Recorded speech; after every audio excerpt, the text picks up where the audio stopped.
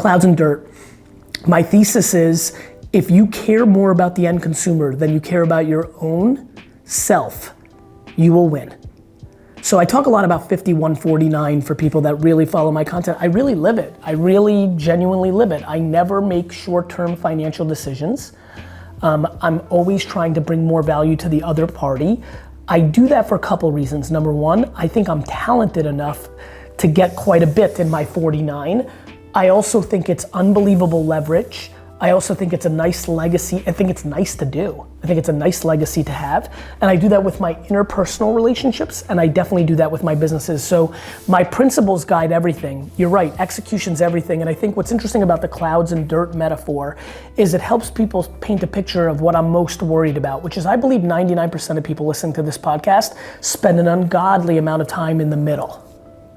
I'll give you an example of something in the middle. Process.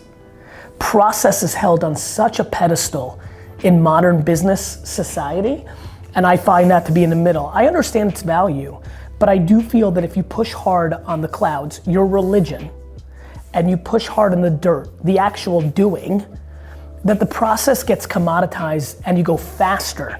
And so yes, I have principles of bringing more value, the lifetime value, attention, arbitrage, as I mentioned earlier, and then I'm never too fancy to do. I mean, I will be honest with you. I think even this 30 minutes is a good example of that. I didn't over ask Rice. I have no clue how many people listen to your podcast. I'm never in a place where I think I'm too fancy to do the work. And I take a lot of pride that I'm a practitioner. I understand Facebook and Snapchat and Instagram, these platforms better than most because I use them multiple times every day, 365 days a year. I think it's a huge competitive advantage. And I think that, obviously you mentioned earlier HBS and Harvard. I think the thing that I've learned as not a good student and as an executor, now that I'm 41 on the verge of being 42 years old, is, man, a lot of things break down between theory and execution. And I'm absolutely obsessed with execution, and I do think that theory at a lot of times sits in the middle. I think you have to push yourself to the clouds, to a bigger calling, and I think there's no better calling than the end consumer if you're building a consumer product. There's a lot of startups out there dreaming about becoming unicorns, and you have been an investor of unicorns. But I also understand you have a very different perspective to business because I've heard a couple of your interviews, particularly the recent one on Recode. So can you share a little bit about your philosophies, particularly in becoming sustainable, focusing on top line revenue and optimizing for profit? Yeah, I think it's a great question, and we got to speak to it a little bit before as well. I'm just trying to make all of you who are listening jealous that you missed out on so much good stuff before we started the podcast, so I'll try to fill you in. Yeah, I think again, and I'm gonna give you a compliment, the fact that you used consumer-centric and used practicality, I feel like a lot of people are confused by me. I think I do a very good job building a persona that makes it a little bit of an enigma. The fact that you've been able to synthesize me makes me think you're smart, which is interesting, and I guess this is what it comes down to. My friends, we are living through the greatest era of financial arbitrage machines. When I hear unicorn, yes, there's the companies that have been successful, but to me, I'm worried because I think most of the people that are deemed unicorns today are just rhinoceroses wearing outfits that look like a unicorn, because a lot of the current unicorns are not sustainable with a macroeconomic slowdown. And so, you brought up a great point, which is it may not be the way we manipulate economies, it may be something like war or something else that creates a need for liquid that will force a correction. I think that's exactly an astute observation. And to me, the question is very simple. So for example, the business I run today, it's a $150 million a year revenue business. It makes some level of profit this year, the least that it ever has. However, if shit got difficult next year, even during the Great Depression, brands advertised. Right? Not everybody goes out of business. If shit hits the fan tomorrow, every brand in the world is gonna start scrutinizing how it spends its marketing dollars. I believe if every brand lost half of its marketing budget next year, everyone, that my company would grow 10x because they would have to scrutinize where they spend their money, and spending it with us is far better than spending it with WPP agencies that wanna sell highly profitable television and programmatic banners. So for me, about that. I think a lot of the unicorns are not profitable and they need the next round of capital. And if that goes away, their businesses break. And so I'm yelling because it's too late for, Spotify or Ubers or all these big companies.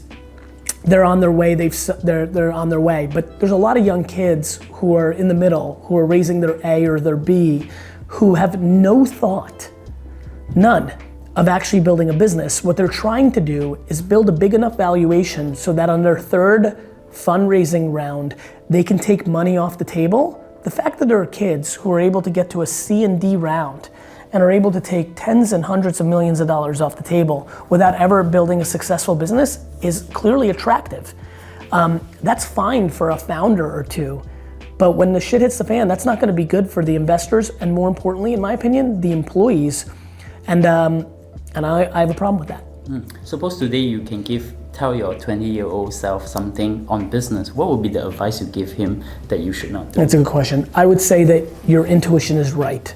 That as long as you don't die, this is a marathon, and it's a hell of a lot better to train for a marathon than a sprint, and that's it. Like I'm so grateful for where I'm sitting today, heading into the prime of my business career with really deep fundamental skill sets that will help me navigate through no matter what happens going forward, both emotionally and in business. And so I was a very unique kid. I built a very big business in my 20s and was still paying myself $60,000 a year and didn't need stuff because I wanted to be all-time great.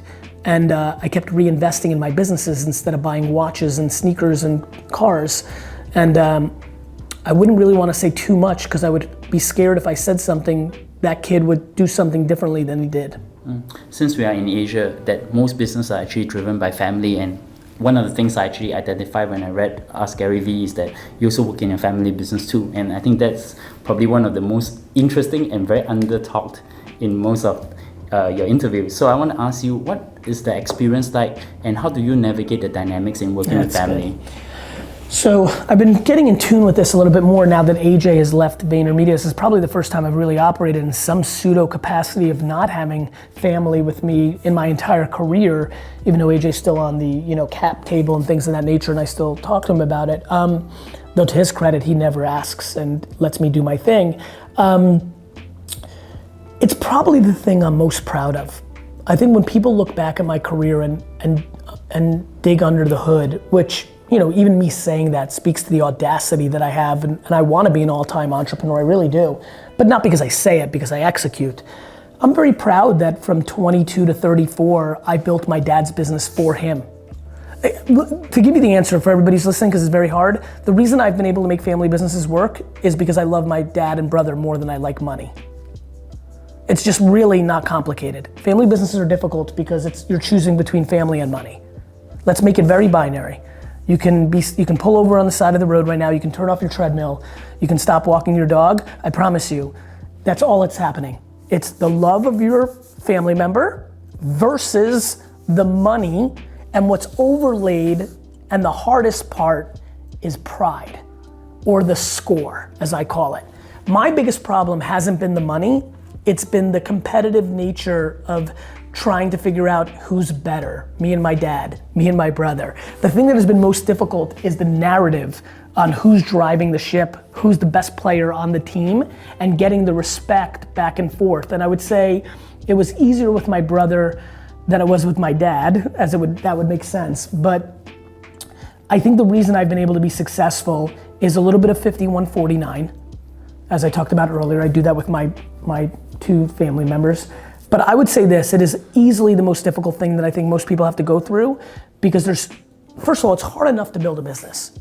When you overlay the emotional baggage of family dynamics, insecurities, fairness, and I also only worked with my brother who was 11 years younger. If my sister had joined the business, and she was 3.5 years younger than me, if she joined the wine business, that would have been another dynamic.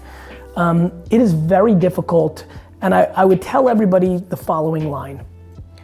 You've got to try your best to take a step back and think about the funeral of the other individuals and take that into account. The thing that always allowed me to navigate was I didn't want to be at my dad's funeral and have regret And I felt that it was better to leave a lot of money on the table and bet on myself in the long term that I would be able to close the gap than to have no relationship with my father. I was reached out to by K-Swiss about 1.5 years ago. And they said, look, Adidas has won by aligning itself with Kanye, and they've won, urban culture. Obviously Nike and Under Armour are playing in sports culture. We think that entrepreneurship is a new pillar of fame, and we think you're the face for it. And would you consider doing a sneaker? Before he finished, Barney, the president of K-Swiss, before he finished the statement, I said yes. Because it was a win. I always say yes fast when it's win-win. The way I saw it is, I also agree that entrepreneurship is now on a cultural pedestal, and I don't think it's going away anytime soon. So I expect other entrepreneurs to have sneakers. And for me, being the first is always interesting. So that was number one. And then number two, if it didn't work, it would be a fun, kind of side note for me and my buddies to make fun of my audacity that I thought I was cool enough to have a sneaker and it flopped and I have 5,000 pairs sitting in my garage. I just connected from Hong Kong to Singapore. 4-hour flight. I slept, so even though it was nighttime and I was trying to get tired, what did I do? The guy next to me is watching a movie. Other people are doing all sorts of different things on their electronic devices. I spent 4 straight hours reading comments from people on my content. So I think the reason that I'm a good culture, consumer-centric strategist is because I probably spend more time reading comments than anybody I've ever heard of.